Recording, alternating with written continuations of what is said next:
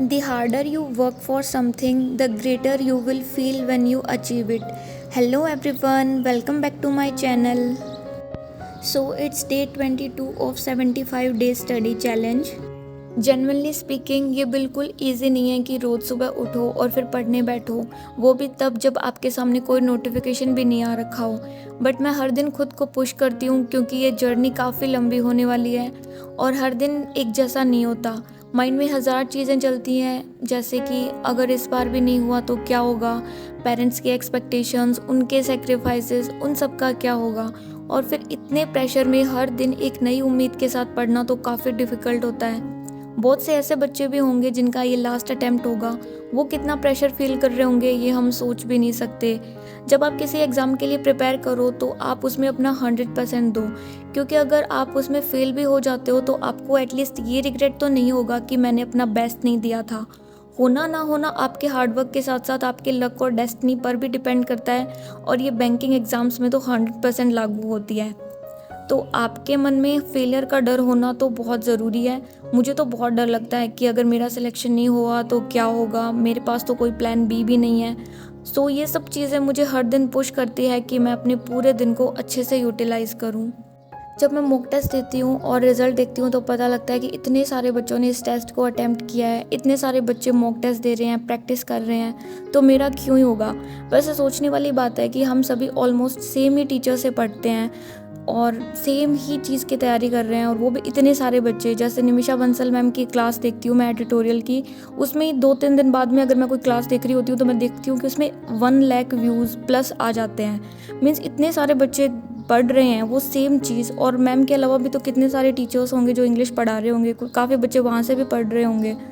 तो इतने सारे बच्चे रोज़ प्रैक्टिस कर रहे हैं, तो उसके बाद भी आपका होगा या नहीं होगा, क्योंकि इतनी तो वैकेंसी भी नहीं होती जितने बच्चे प्रैक्टिस कर रहे हैं डेली। तो आप सोच सकते हो कि कितना ज़्यादा कंपटीशन है, और इसके बाद भी अगर हमें कोई और मोटिवेशन की ज़रूरत पड़ रही है तो ये तो बहुत बुरी बात है। आप देखो, हर रोज़ उठो, पढ़ाई करो, क्योंकि हर बच्चा इस टाइम को यूटिलाइज़ कर रहा है। कोई एसबीआई क्लर्क रिज़ल्ट का वेट करते हुए बैठ रहे हैं, कुछ लोग तो नोटिफिकेशन का वेट कर रहे हैं। नोटिफिकेशन आना होगा तब आ जाएगा, रिज़ल्ट आना होगा तब आ जाएगा, पर ये दिन वापस नहीं आएगा। और ये टाइम सबसे अच्छा होता है, क्योंकि एक बार अगर नोटिफिकेशन आ गए ना तो उसके बाद में पढ़ना ईजी नहीं होता। मैं अपने खुद के एक्सपीरियंस से बता रही हूँ, मैं हर साल नोटिफिकेशन आने के बाद में ही पढ़ती हूँ, और फिर देखती हूँ कि मेरा ये भी रह रखा है, मेरा वो भी रहा है, तो वो सब बाद में क्लियर हो भी नहीं पाता। कितने सारे डाउट्स होते हैं, वो बाद में क्लियर नहीं कर सकते आप। जो भी आपको किसी पर्टिकुलर टॉपिक में प्रॉब्लम है तो आप वो अभी करो, उसकी क्लासेस देखो, क्विजेस लगाओ, यही टाइम है वो सब इम्प्रूव करने का। आपको कुछ एक्स्ट्रा करना होगा जिससे आप उन सभी स्टूडेंट से आगे निकल पाओ। हार्डवर्क तो हर कोई कर ही रहा है, इसके साथ साथ कंसिस्टेंसी भी बहुत ज़रूरी है। आपको डेली करना होगा। ज़रूरी नहीं है कि आप हर दिन 9 घंटे 10 घंटे पढ़ो। आपसे उतना नहीं हो रहा तो आप 5-6 घंटे पढ़ लो। किसी दिन 5 घंटे नहीं पढ़ा जा रहा तो 2-3 घंटे पढ़ लो, पर हर दिन पढ़ो, थोड़ा पढ़ो पर पढ़ो। अगर आपका किसी दिन पढ़ने का मन नहीं भी कर रहा हो तो आप एटलीस्ट 2 से 3 टॉपिक्स अपनी प्रायोरिटी लिस्ट में रखो, जिन्हें कि आपको करना ही करना है, चाहे आपका मन करे या ना करे। जैसे मेरी प्रायोरिटी लिस्ट में तो 3 टॉपिक्स हैं, जैसे कि एक तो हो गई करंट अफेयर्स की क्लास, दूसरा है स्पीड मैथ्स की प्रैक्टिस, और तीसरा है मॉक टेस्ट। मेरा मन किसी दिन पढ़ने का नहीं भी होता तब भी मैं ये 3 चीज़ें तो ज़रूर ही करती हूँ। तो आप भी अपनी वीकनेस के हिसाब से कुछ टॉपिक्स डिसाइड करो कि हाँ, ये तो आपको करने ही करने हैं। जैसे करंट अफेयर्स का मैं आपको बताती हूँ कि मुझे करंट अफेयर्स की क्लास ऐसे बर्डन सी लगती है। कभी कभी ऐसे होता है कि मैंने अपने शेड्यूल में 1 घंटे की क्लास लिख रखी है, तो मुझे पहले से ही मन में ऐसे होता है कि 1 घंटे की क्लास लगानी पड़ेगी, तो फिर वो प्रोडक्टिविटी नहीं आ पाती। तो उसके लिए मैं क्या करती हूँ, उसको 3 या 4 सेगमेंट्स में बांट लेती हूँ। जैसे 1 घंटे की क्लास मुझे करनी है तो मैं उसको 3 पार्ट्स में डिवाइड करती हूँ, 20-20-20 मिनट्स की। तो सुबह मैं 20 मिनट्स कर लेती हूँ, दोपहर में 20 मिनट्स का, और फिर शाम को कर लेती हूँ।